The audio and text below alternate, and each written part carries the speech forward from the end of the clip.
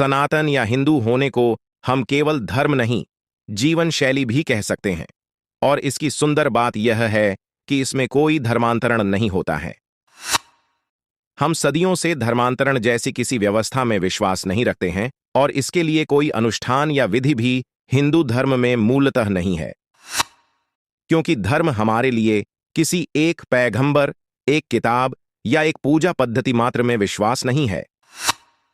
हिंदुओं में हजारों प्रकार के उपासना संबंधी विश्वास है और नित्य नए भी समय के साथ बनते रहे हैं। विविध प्रकार के व्यक्तित्वों के लिए विभिन्न प्रकार के विश्वास और व्यवस्थाएं रही हैं।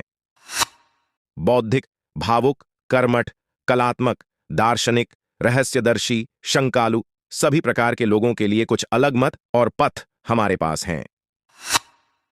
धर्मांतरण तो एक बहुत ही नई व्यवस्था थी जो नए नए उपजे धर्मों ने विश्व सभ्यता की विशाल समयधारा में 500-600 साल नया ही कहलाएगा, अपने अनुयायियों की संख्या बढ़ाने हेतु प्रारंभ करी थी। वे लोग उस समय संख्या की कमी से ग्रस्त थे तो असुरक्षा की भावना से भी ग्रस्त हो गए।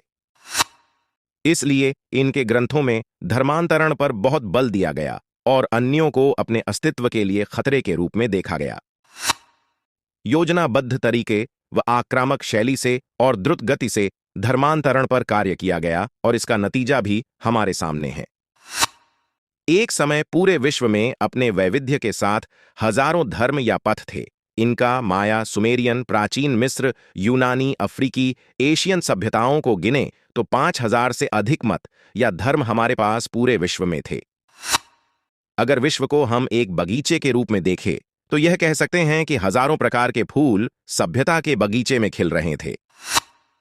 पर अब तो इन नीतियों के कारण लगता है कि 2 प्रकार की फसलों की सबोर खेती सी की जा रही है। अब बात प्रश्न की करते हैं। भारत में धर्म शब्द से तात्पर्य धारण किए जाने वाले स्वभाव, जीवन शैली और कर्तव्य हैं, जैसे राजधर्म, सैनिक धर्म, पति धर्म, देश धर्म, काल धर्म आदि।